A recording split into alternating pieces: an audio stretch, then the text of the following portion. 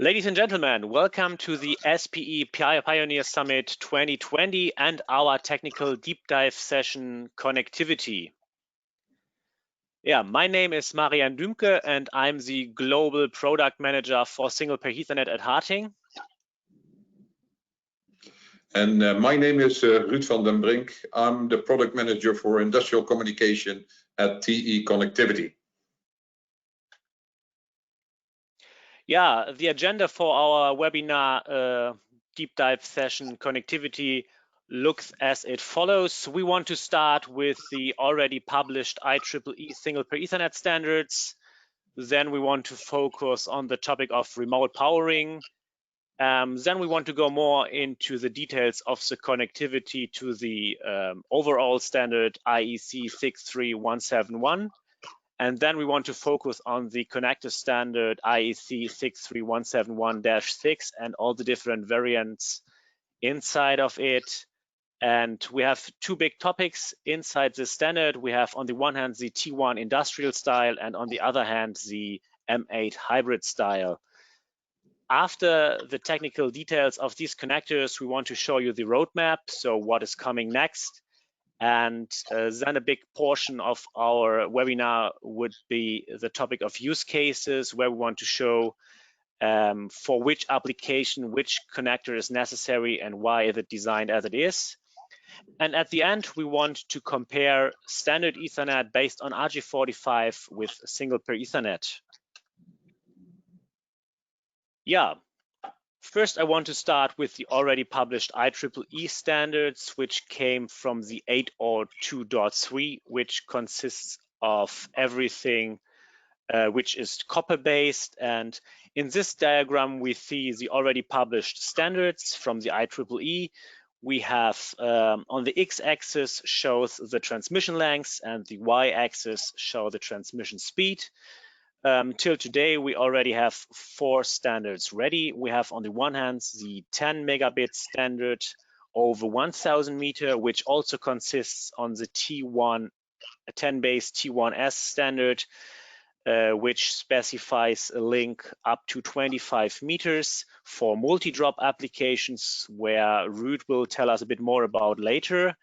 Then we have the 100 megabit standard, a second for 15 meter, 1 gigabit per second over 40 meter, and recently published the multi-gig base T1 standard, which includes 3 standards, 2.5, 5, and 10 gigabits per second, also even over 15 meter. Yeah, first of all, I want to say, so single pair Ethernet is a new physical layer, and yeah, by looking at these frequencies, we will see at the end, at the bandwidth, how the data transmission or the communication works. And it's based on other modulation methods are used. And so the frequencies have greatly increased. With SPE, the data transfer for 10 gigabit per second works at a frequency at 4 gigahertz. And if we compare that to standard Ethernet based on multi-pair cables, and especially, for example, Cat6a cabling, there at a frequency at 600 megahertz is used, and this is, of course, defines a lot of requirements according to the infrastructure for single pair Ethernet. Yeah, so these different short transmission lengths, which we have within single pair Ethernet, are due to the fact that SPE came originally from the automotive industry. And in the automotive industry, these short transmission lengths are sufficient, but they might be a problem for the industry. And that is why that at the IEEE are a lot of discussions to increase these lengths, and there is a project upcoming which is called Extended Reach, Extended Speeds, and the aim of this project is to increase this transmission lengths to at least 100 meters that are common in the industry, or to several hundred meters, which we will see on the next slide. And so it's the same diagram like on the slide before. And there we see the different lengths and what is possible or what might be possible in the future. And there we see possibly it could be that we have transmission lengths with several hundred of meters. Yeah, so Ruud, now it's your turn to remote power. Thank you very much, Marianne. Yeah, let's talk a little bit about powering the devices that are using single pair Ethernet. So it is not only about the transmission of the data, but also how can I bring power to the device that is on the remote side of the link. And there are three major ways to do that.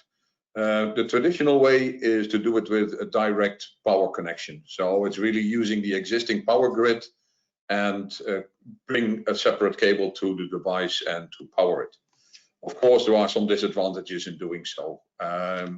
You need extra cables, which in some cases is not preferred. And of course, two entry points in your equipment, one for the data and one for the power. So that is in some cases not preferred. It offers galvanic isolation, so the power grid is completely separated from the signal interface as an advantage. So if you look at the typical applications, it's really the high power application and cabinet devices where you can keep the power grid limited. On the other side of the spectrum, there is a technology called PODL, power over data line. And power over data line is combining both the power and the signals on a single signal pair. That means that you need to have intelligence in both sides of the link to be able to separate the data from the power. And there is some limitations on the amount of power that can be transferred. So typically 50 watts at 48 volts is about the maximum that we can do by using the PODL today. Advantages, there's only one cable used, and some disadvantages is that power and data are on a single line, and if there is any disturbances on the power or the data side, it's influencing the other as well. Typical applications, the lower power sensors can be fed with it, 50 watts at disposal, so very good technology if you want to save on cable.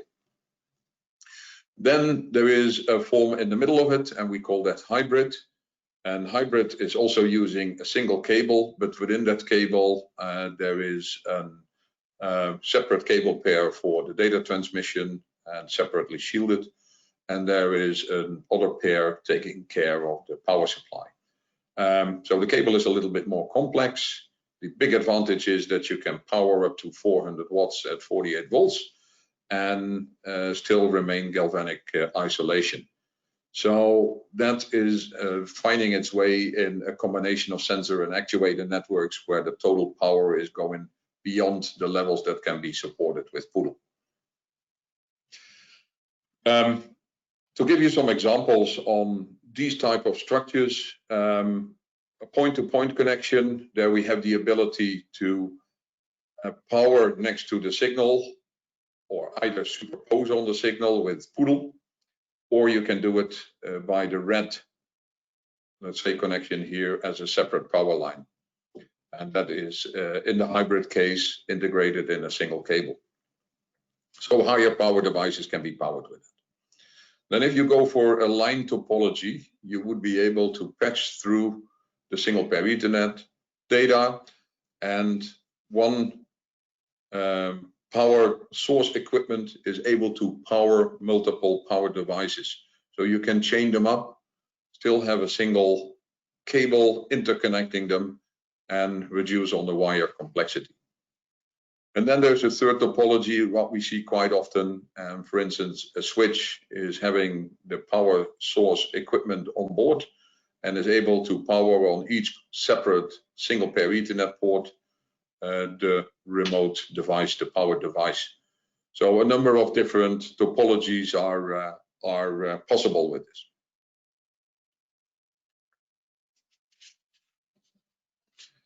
Then, if we look at the connector standards in this particular space. As mentioned by Marianne, there's IEEE 63171 as the baseline standard, but there are a number of variants that we should focus on. First of all, there is a -1 variant based upon an LC, but copper-based LC interface style.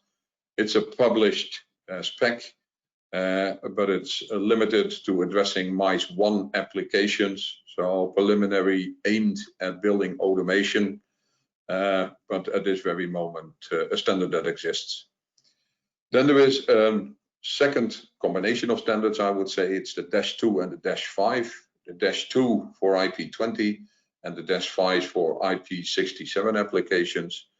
And these standards are currently not completed yet and not published.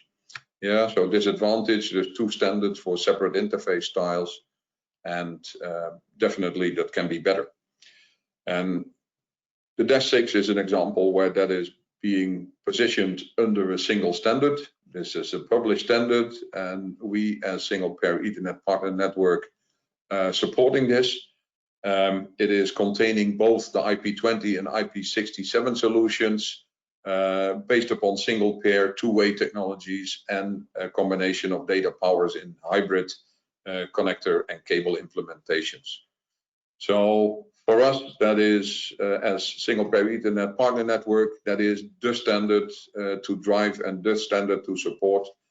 And that has the widest spread of solutions for the industrial Ethernet, Single Pair Ethernet applications. Yeah, no, Ruud already has mentioned it. So now we want to focus on the IEC 63171-6 standard, which is supported by the SPE Industrial Partner Network. And so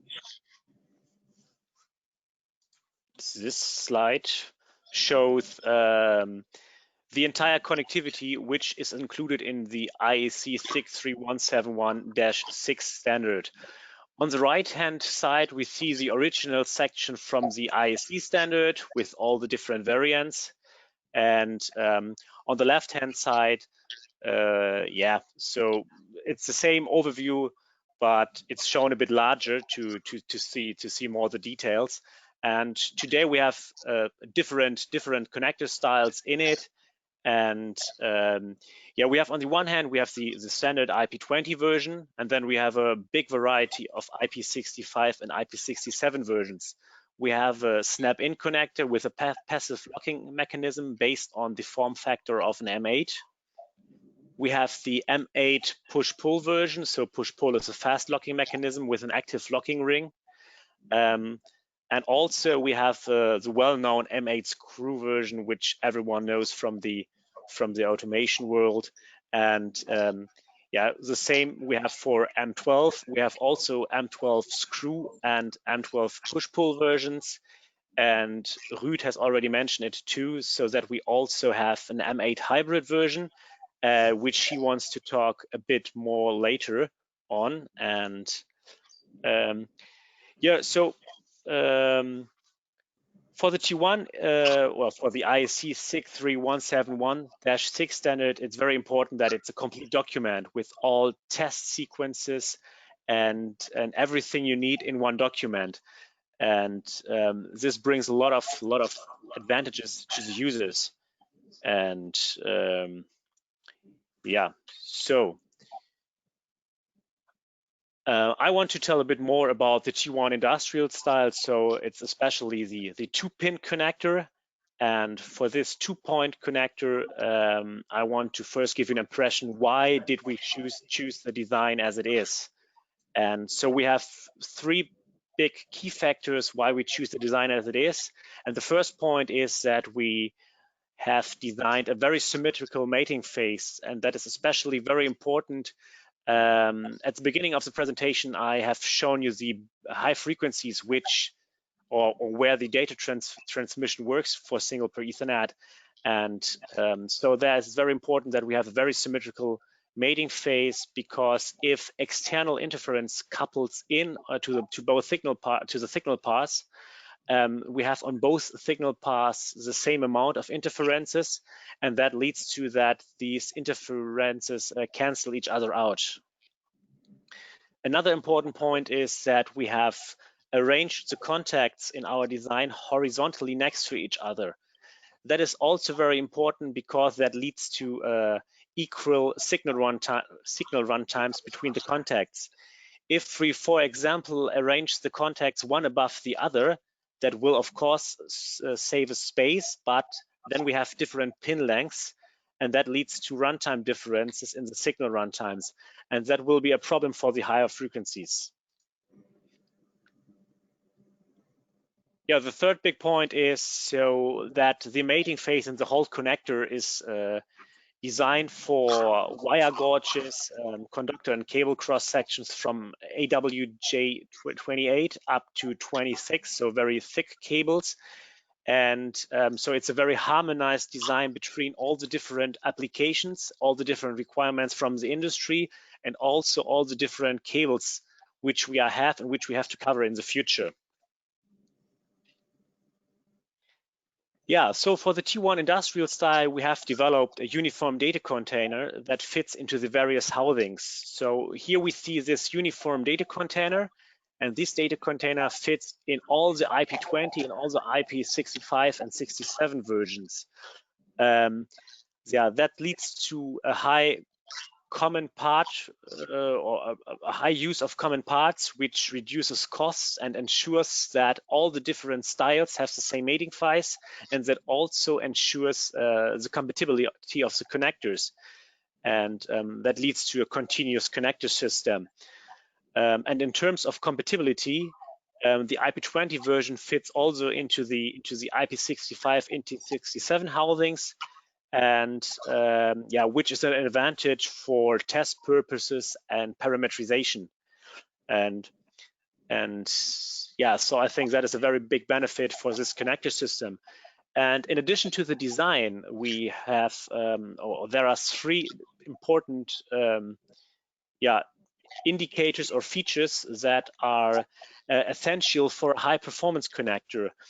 And we have on the one hand mechanical properties for robustness, we have signal integrity properties for transmission properties, and we have the electrical properties in terms of safety. Yeah, we want to start with the mechanical performance of the connector. So we choose the typical Ethernet interface design. That means we have the plug, so the cable connector is designed as a pin version, and the jack connector, so the device side, is connected as a socket version.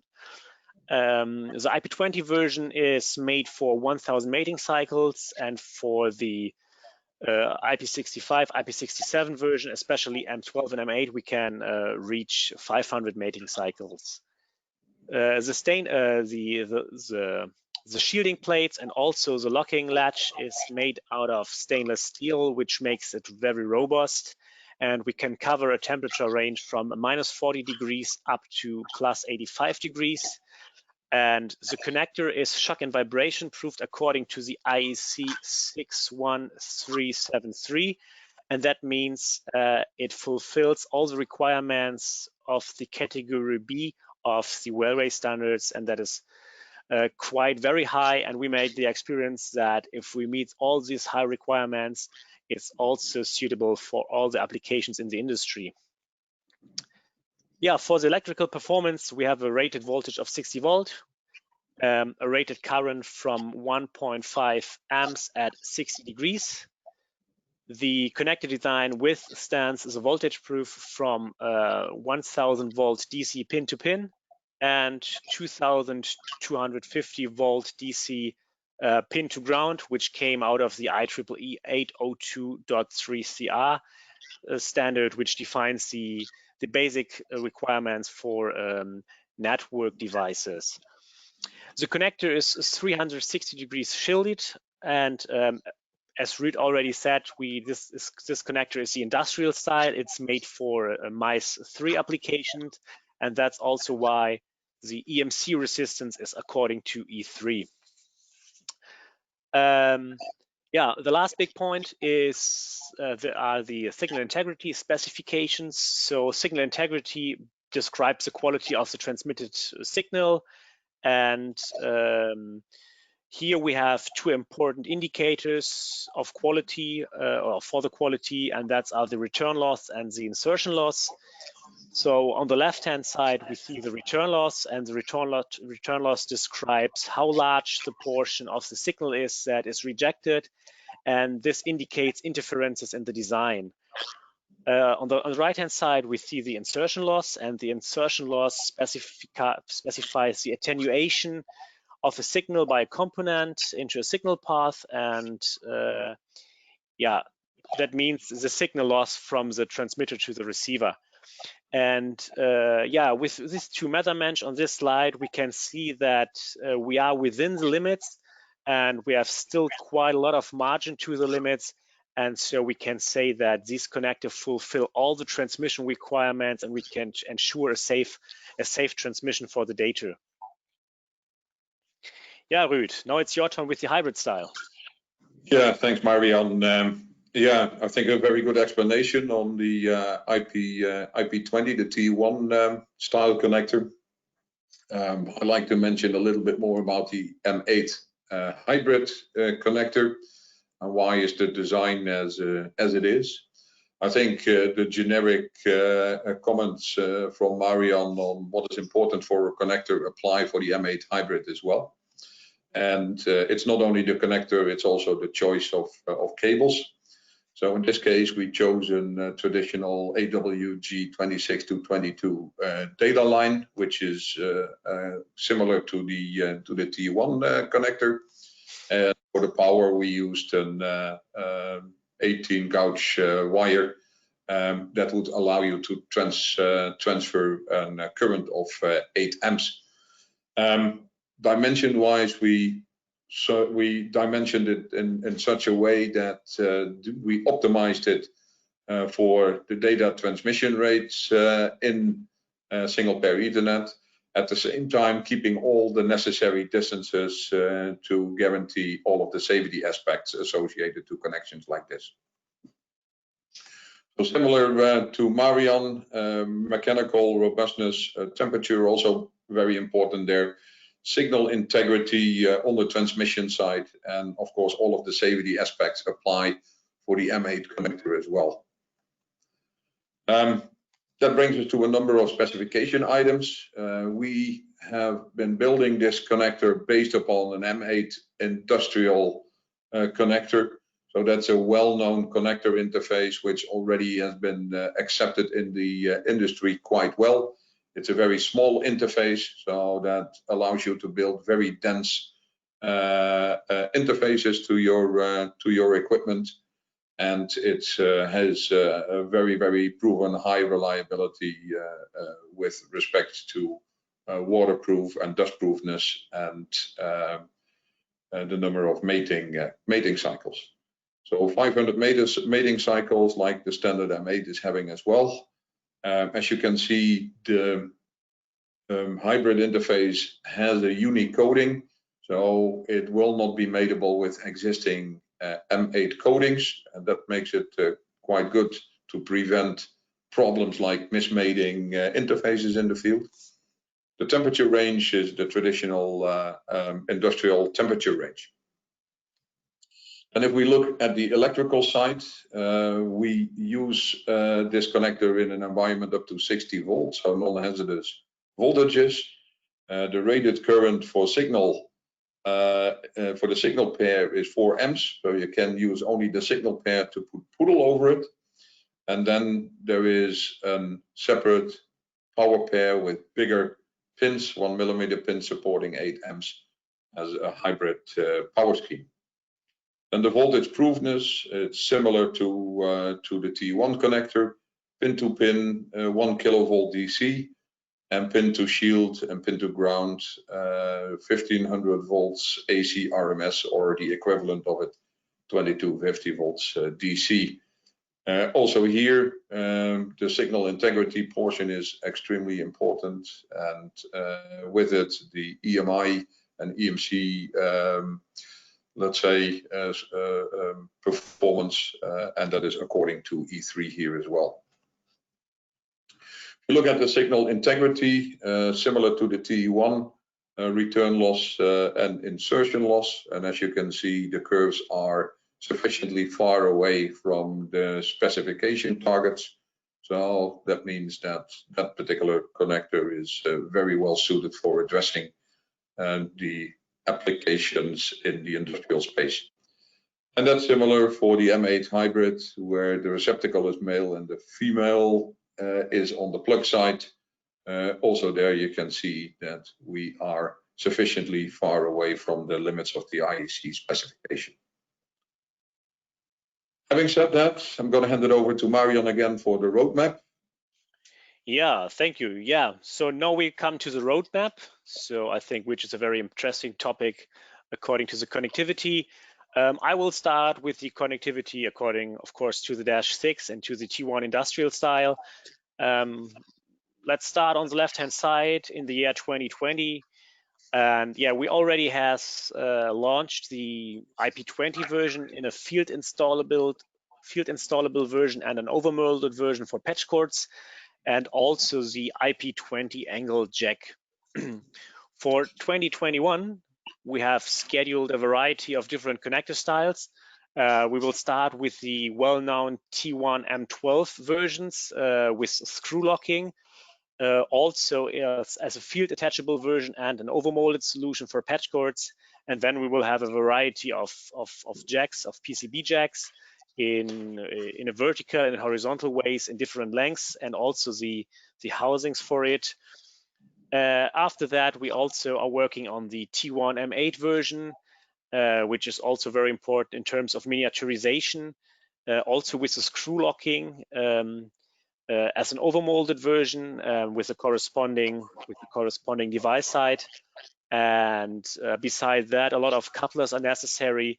So we have couplers from female to female, like gender changes, and also female cable connectors for inline connections, which are required from a lot of applications. These versions also will arrive next year. And then we will see a jack version with integrated magnetics and LEDs. Yeah, for the future, we have a lot of different versions in our mind. We have a lot of ideas, and that are, for example, IDC termination technology, the push-pull locking mechanism, which I've shown you in the standard, which are already included and standardized, different angle variants, 90 and 125 degrees, multi-port products for switch applications, and also SMT contacts. And yes, so yeah, Ruud, so now you can present your roadmap for the M8 hybrid version. Yeah, exactly. Next to the T1, we have a separate roadmap for the IP67 hybrid version. We're starting in 2020 with a male straight cable plug in combination with a vertical V-male. And that is quite important if you transport a high current on a connector like this. On the remote side, you like to have the reverse contenting technology. So the female on the cable and the male on the equipment side. So that is the next one that we are already working on today.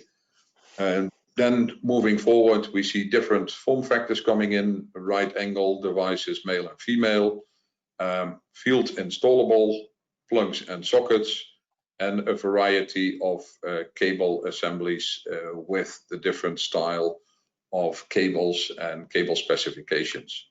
Next to it, especially when you look at the T1S IEEE specification, the multi-drop configurations like T-splitters are a well-known style of interfacing.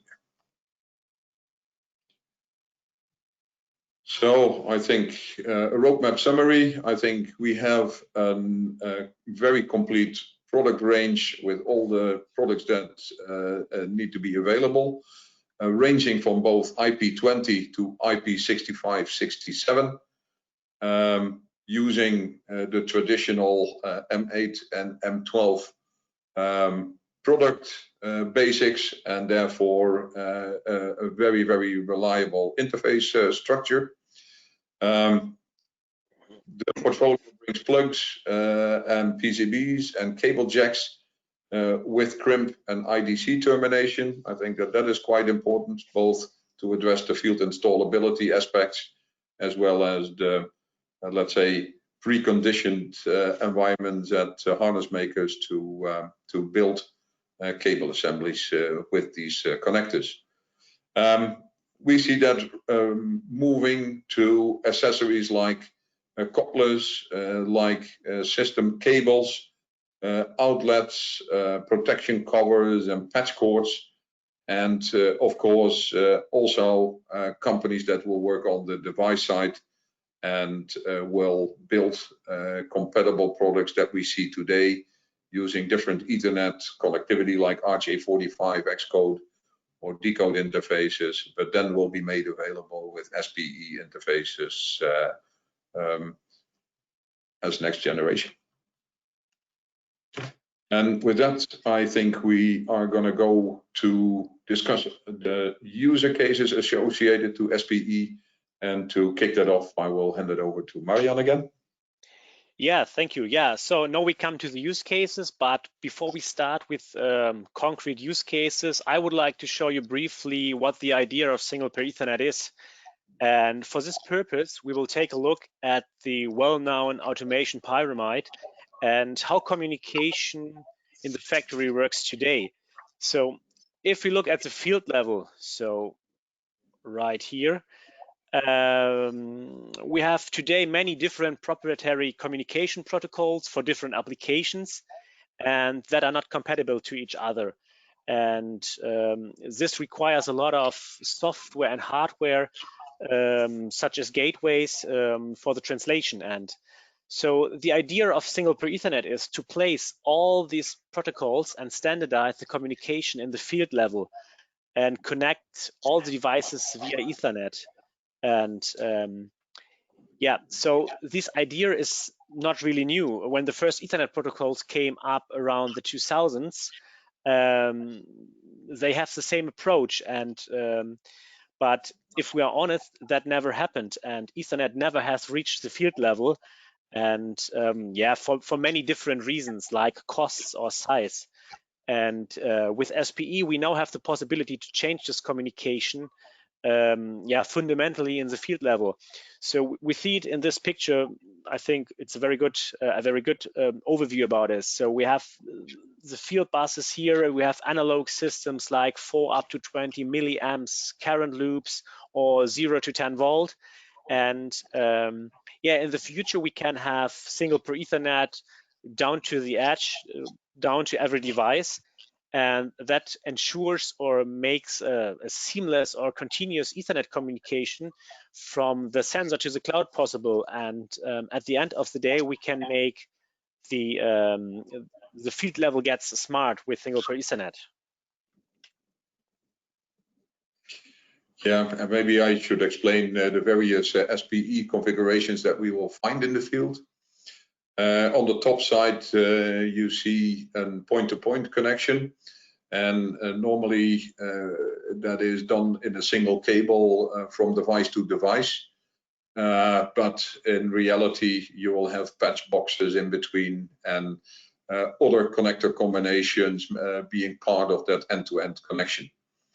If you really look at that, there were a couple of IEEE standards set. The high speed, the 1 gig T1 up to about 40 meters, and the other side of the spectrum, 1 kilometer. And even if you look at the most recent semiconductor introductions, that will be carrying up to 1.7 kilometers of distance at 10 megabits per second.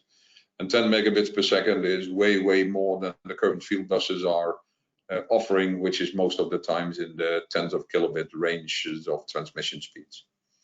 The next two point-to-point connections, another standard is there set by the IEEE.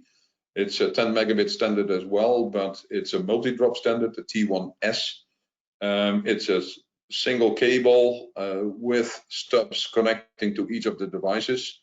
The total length of that multi-drop configuration is 25 meters, and up to 8 devices can be connected there. So this is a very interesting scheme when you have devices quite close to each other, and it's mimicking a lot of the configurations that we see in field bus systems as well. And that brings me to one of the SPE use cases I want to discuss. As mentioned by Marian, there is a lot of proprietary protocols still in the existing industrial networks. And that ranges from serial communications to field bus systems, and of course the current Ethernet, industrial Ethernet systems all being combined. The big problem with that is that they need to be interconnected by so-called gateways. The gateways translate from one world to another world, so it's introducing delay. The equipment is not coming for free, so it is an extra cost in your network. The transparency is gone because you never know how much of the information that you can collect at bus level or serial level is being transferred into the Ethernet world. So I would say far from ideal. What is the solution to that? Marian already mentioned that is to introduce single pair Ethernet in the field edge, and by doing so creating a complete Ethernet network from the field level to the cloud. Why haven't we been doing that before? Some of the things that Marian already mentioned is the cost of implementation and the size of implementation, so that is one. But also what is important is that the traditional Ethernet systems are all based upon point-to-point structures, and the maximum distance that a point-to-point connection can cover is 100 meters, and with a repeater 200 meters, and that is definitely not meeting the requirements in an industrial world. Having the T1L standard covering point-to-point configurations to 1 kilometer and a multi-drop configuration in Ethernet, that will absolutely give the means to roll out the network structures required to make it an all Ethernet network. How do we see and envision the rollout of single pair Ethernet in the network edge? And if we talk to our customer base today, they are already looking at what that technology could mean for them, and how potential implementations will find their way into the field. One way to get started is to build an SPE network in a pretty confined part of the net, and then through either a switch or a media converter hook it up to the existing Ethernet network.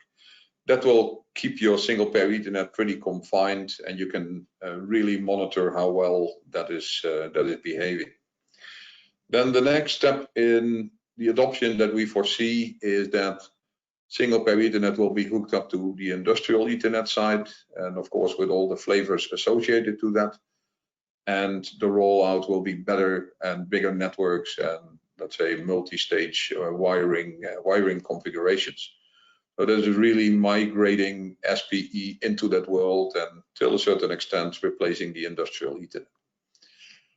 Then the third step that we envision is the integration of single pair Ethernet into devices beyond, let's say, the cable and distribution boxes, and therefore offering the ability to hook up single pair Ethernet cabling systems and, let's say, structures directly into the equipment.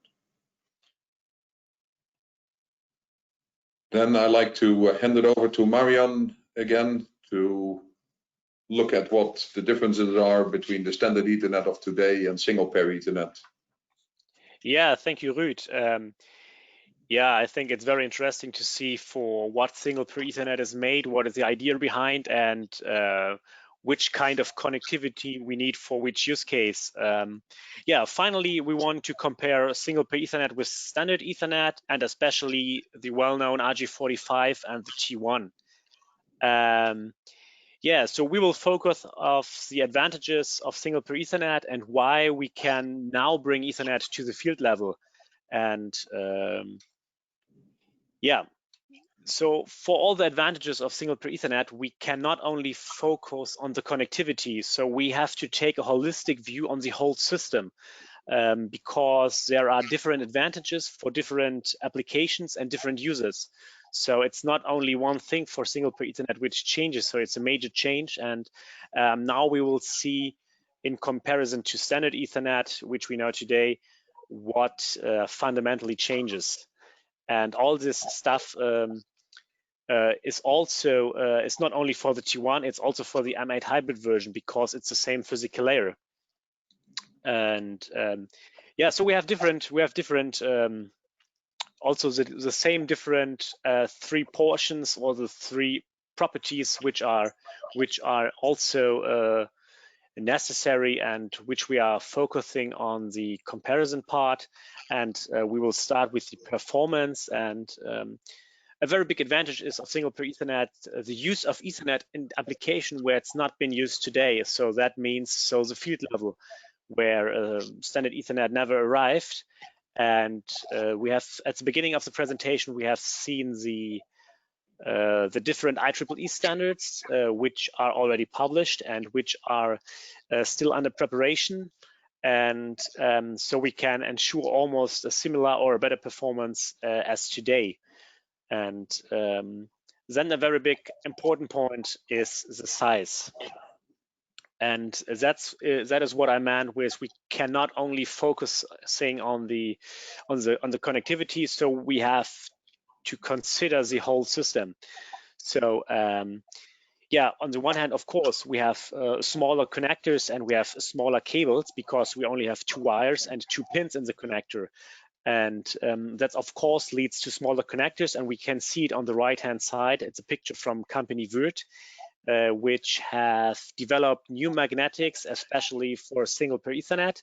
And there we can see how small the connector is in comparison to the RJ45. And also the magnetic circuit, or the whole circuit on the PCB, is approximately 1/3 of the RJ45 circuit. So so the whole system is getting very smaller, and that leads to smaller devices.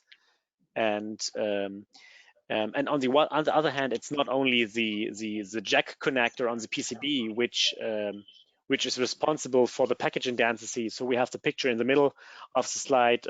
So it's mainly the cable connector which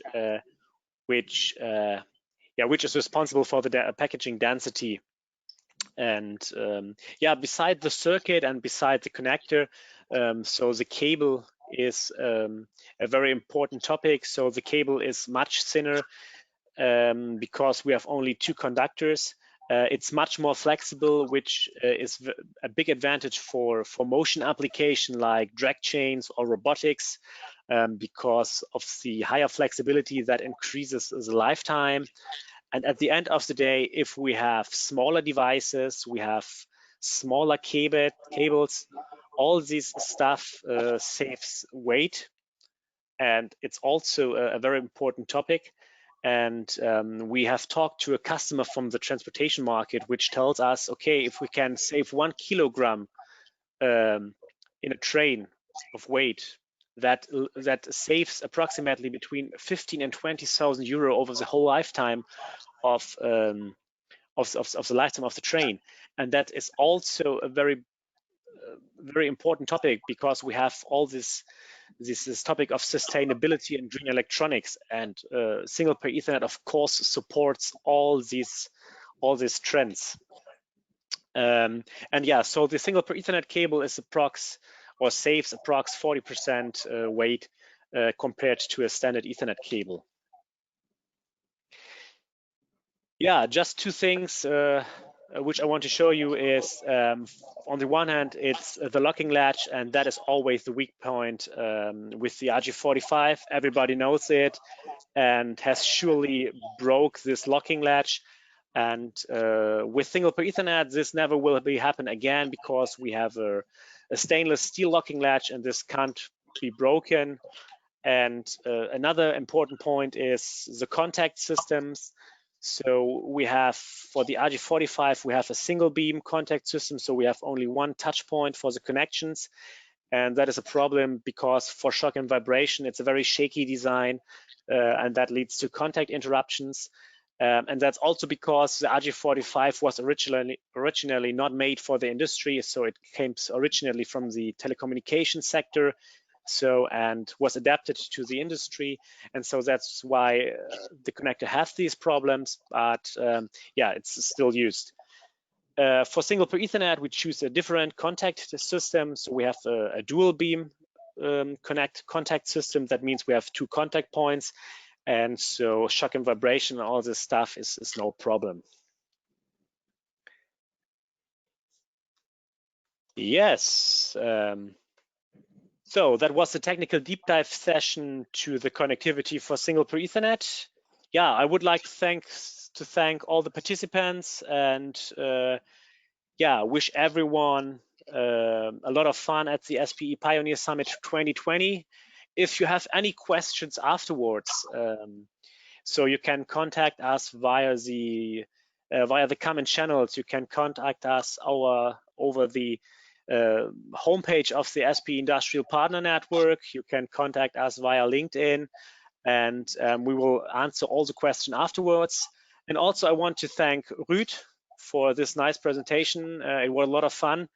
And yeah, that's it from my side. Yeah, maybe I'd like to add on, thank you as well on behalf of myself and TE Connectivity and enjoying this session.